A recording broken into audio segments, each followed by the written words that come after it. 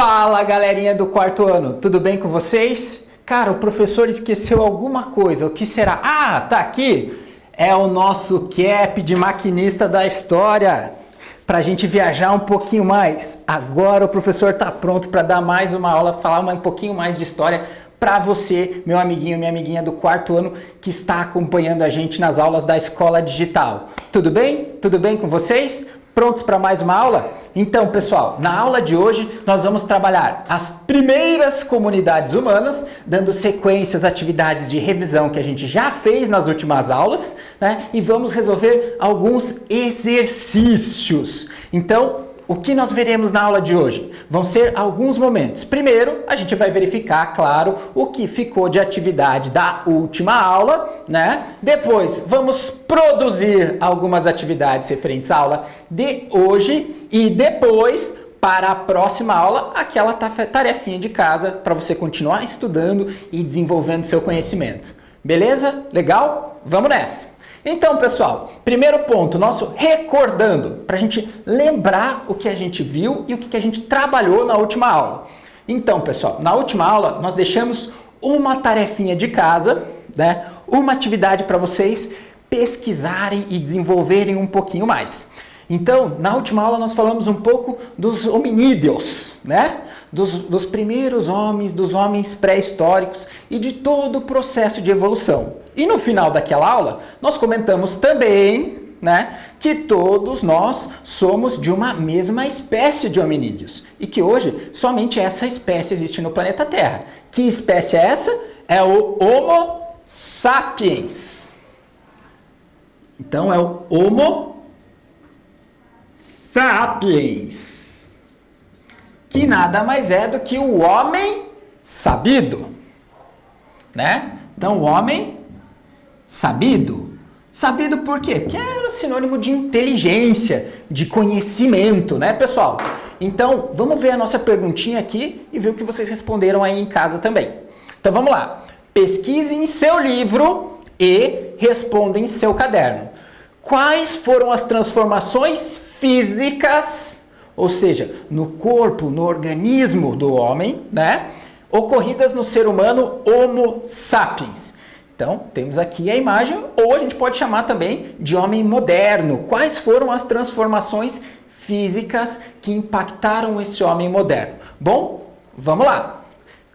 Vendo um pouquinho dessas transformações, talvez a principal transformação física do homem moderno em relação a alguns dos seus antepassados, por exemplo, o Homo habilis, o Homo erectus, né, e outras espécies do gênero Homo, é que o Homo sapiens ele teve um aumento da sua caixa craniana, ou seja, o tamanho do espaço para abrigar o cérebro aumentou. E com isso ele também tinha um cérebro maior do que outros exemplos do gênero dos hominídeos. Ou seja, ele não só tinha uma cabeça maior, não é esse o ponto, ele tinha um cérebro maior. E com isso, mais neurônios, mais conexões nervosas e também mais inteligência. E esse é o ponto fundamental para o desenvolvimento do Homo sapiens nesse planeta. Então, a principal transformação de todas, algumas ele já tinha herdado, né? Por exemplo, a coluna ereta, né? A habilidade manual, né? O fato de andar sobre as duas pernas, os membros superiores mais curtos, né? Então, em conjunto com o tamanho da caixa craniana, o cérebro maior, fizeram também que ele fosse mais inteligente. Então, vamos ver como poderia ficar a nossa resposta? Então, aqui, pessoal, comparado a seus ancestrais, uma das principais características do Homo sapiens ou do homem moderno foi o aumento da caixa craniana e o tamanho do seu cérebro. Em conjunto com outras características, como a proporção dos membros e a postura ereta, essas características contribuíram para que o Homo sapiens prosperasse, ou seja, desenvolvesse, conseguisse outros recursos, né? Desenvolvendo uma coisa que é fundamental, que é a linguagem, a comunicação com os outros indivíduos da sua espécie, e isso também garantiu uma coisa fundamental, que é a transmissão do conhecimento para frente, né? a inteligência e o raciocínio, entre outros fatores, além da habilidade de construir ferramentas cada vez mais avançadas e sendo capaz de transformar os recursos naturais, ou seja, aqueles do espaço em que ele vivia, da natureza ou do lugar onde ele se encontrava, em recursos para sua sobrevivência, né? De acordo com as suas necessidades. Além disso, sua capacidade de transmitir o conhecimento, ou seja, passar aquilo que ele aprendeu para frente, e isso a gente verifica até hoje, porque nós somos Homo sapiens, né? Permitiu com que seu desenvolvimento se transformasse, fosse cada vez mais veloz. Por quê? Porque aquilo que alguém da tribo, do grupo, da comunidade dos Homo sapiens aprendesse, por exemplo, uma nova ferramenta de caça, uma nova forma de fazer uma cabana, ou uma outra forma, por exemplo, de acender ou propagar o fogo, né? Era transmitido às pessoas da sua tribo, da sua comunidade. E esse conhecimento passou a ser transmitido de geração a geração. E cada vez recebia um conhecimento novo, acumulava e desenvolvia outras coisas em cima disso. Beleza? O que vocês acharam, pessoal? Concordam com essa definição? Podemos ver por que o Homo sapiens se desenvolveu? Né? Vamos para frente. Né? Para essa aula de hoje, nós temos também algumas atividades e alguns exercícios onde a gente vai falar de um ponto muito bacana, que é alguns dos pontos que permitiram que lá na pré-história, né, surgissem as primeiras comunidades humanas e as primeiras comunidades de Homo sapiens que aos poucos foram se espalhando por todo o planeta Terra, tá? Então vamos ver aqui quais são as perguntinhas que a gente vai tratar na nossa aula de hoje. Então, pessoal, 3 questões para a gente colocar a mão na massa e desenvolver um pouquinho mais o nosso pensamento sobre o desenvolvimento e o surgimento das comunidades humanas. Primeiro ponto. Quais são as diferenças entre nômades e sedentários? Você já ouviu falar de uma pessoa que seja sedentária? Ah, professor, eu já ouvi, né? O meu tio é sedentário, não faz nada, só fica em casa.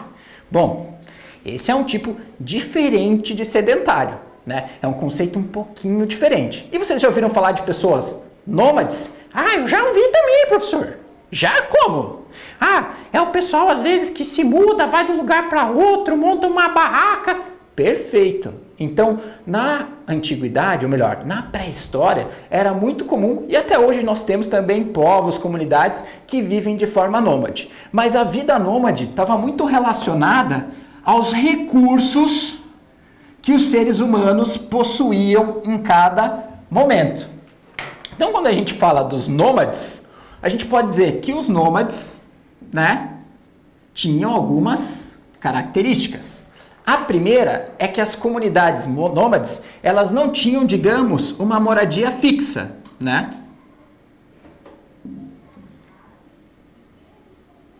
Não tinham moradia fixa. E eles precisavam viajar ou se mudar, né, se a gente preferir assim, para sobreviver, tá?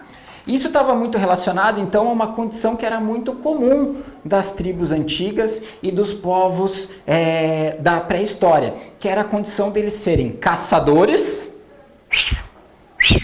e coletores, né? Ou seja, eles dependiam de caçar outros animais para encontrar os recursos e de coletar os recursos da natureza. Por exemplo, das plantas, das árvores, do que eles encontravam no ambiente em que eles viviam.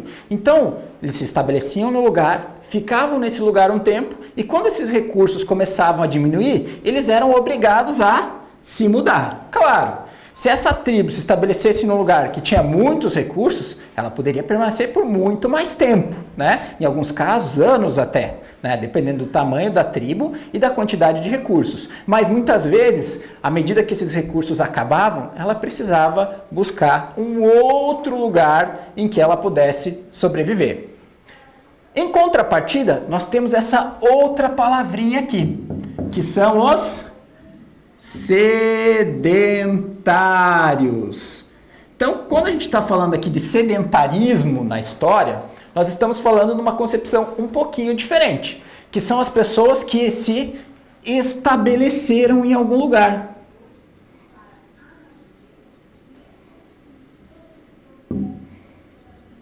Estabeleceram em um lugar, ou seja, passaram a ter uma moradia ou um espaço de convivência fixo, certo? Mas o que levou as pessoas a conseguirem se estabelecer no lugar? Alguns dos povos foi porque às vezes o lugar tinha muitos recursos que poderiam sustentar a vida naquele espaço. Mas uma das principais mudanças que levou a isso foi o que a gente chamou, e aí já responde talvez um pouquinho a pergunta 2 que a gente já vai comentar, que é a chamada Revolução Agrícola. Ou seja, quando o homem passou a praticar a agricultura. E depois também, agricultura. E depois também, além da agricultura, a criação de animais. Ou seja, com isso, as pessoas não precisavam, não tinham mais a necessidade de buscar apenas os recursos da natureza. Os homens dessas comunidades conseguiam produzir aquilo que eles precisavam e dessa forma conseguiam se estabelecer em um determinado lugar. Beleza? Ficou clara a diferença entre os nômades e os sedentários? Lembrando que até hoje nós temos povos, tribos, comunidades, algumas culturas que vivem ainda de forma nômade, não necessariamente porque não tem o domínio da agricultura, mas porque está muito ligado a um modo, a um formato, a uma cultura de vida. Tá bom? Próxima questão, questão 2. Por que o sedentarismo foi muito importante para a história humana?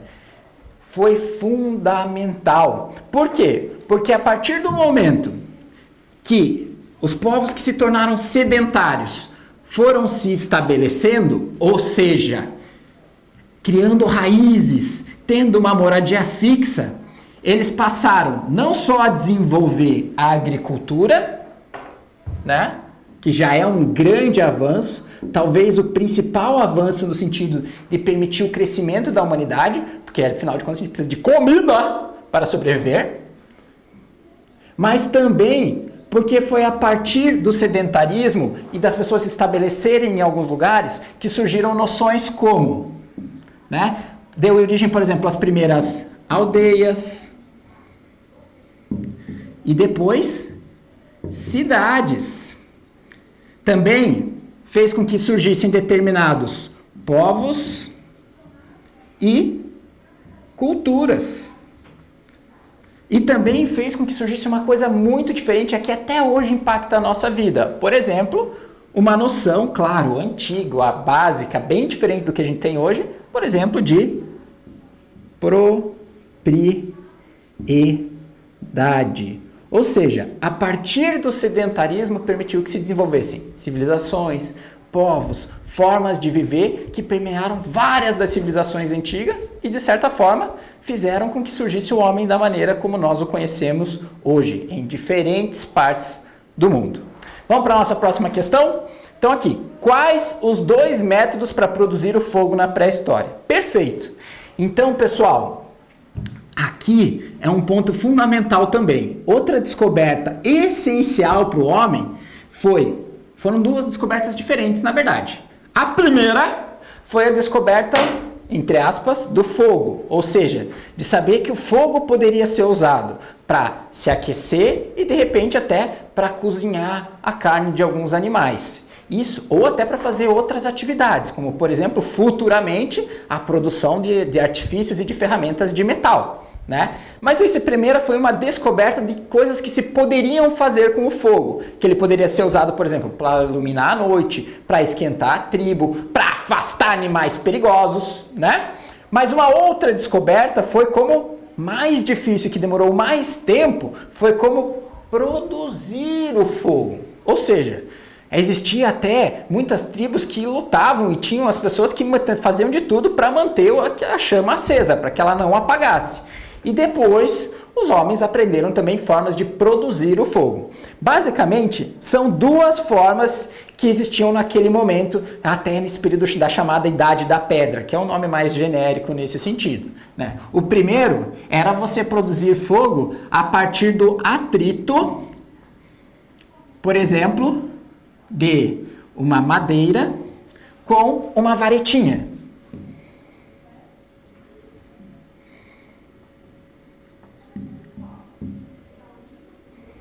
Madeira, né? Essa era uma das formas. E a gente pode ver, às vezes, vários programas de sobrevivência desses que tem na TV, o pessoal usando esse método para tentar fazer a fogueira. E não sei se vocês já viram algum programa desses, mas é difícil e demora, viu?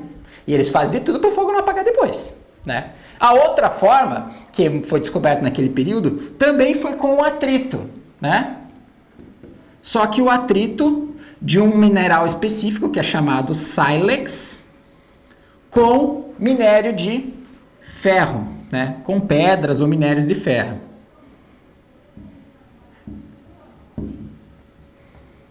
Qual que é a diferença? A diferença é que no primeiro caso, a pessoa aquecia a madeira bem seca para gerar uma brasa, como aquela do carvão, sabe? E nesse caso aqui, se produzia faísca. De qualquer forma, essas duas maneiras serviam e precisavam de material seco, né? Por exemplo, folhagem, não bem folhagem, mas por exemplo, galhos ou folhas bem secas que pudessem pegar fogo e produzir o fogo também. Beleza, pessoal? Agora, para a gente fechar a aula de hoje, já que a gente viu a importância dos nômades, das diferenças de nômades e dos sedentários, e a importância que foi as pessoas se estabelecerem em um determinado lugar a partir da agricultura, vamos deixar para vocês mais uma tarefinha, mais uma atividade para a próxima aula. Então, para a próxima aula, pessoal, nós falamos aqui, nós temos dois grandes períodos quando a gente fala da pré-história. O primeiro é o período paleolítico, ou o período da pedra lascada, que durou mais tempo e foi mais rudimentar. Então, sobre esse período, explique, por ser nômade, como o Homo habilis se alimentava. O que o Homo habilis, que foi um dos primeiros gêneros humanos, que tinha essa característica do nomadismo, o que ele fazia para se alimentar? E a segunda, sabendo que ele não dominava o fogo, mas o conhecia, como o Homo habilis utilizava o fogo, ok? E o segundo, leva mais duas perguntinhas, falando de um outro período, que foi o período neolítico, ou chamada Idade da Pedra Polida, né? Onde já tinha mais um cuidado com essas ferramentas. Duas questões também. Além de ferramentas para a agricultura, nesse período foram desenvolvidas várias outras tecnologias. Quais foram elas? Então busquem alguns exemplos dessas tecnologias. E a quarta questão, por que esse período verificou a diminuição do nomadismo? Já deixamos uma dica na aula de hoje, hein, pessoal? Beleza? Prontos para esse desafio, para fazer essas atividades em casa? Muito obrigado por acompanhar mais uma aula aqui com a gente e até a próxima!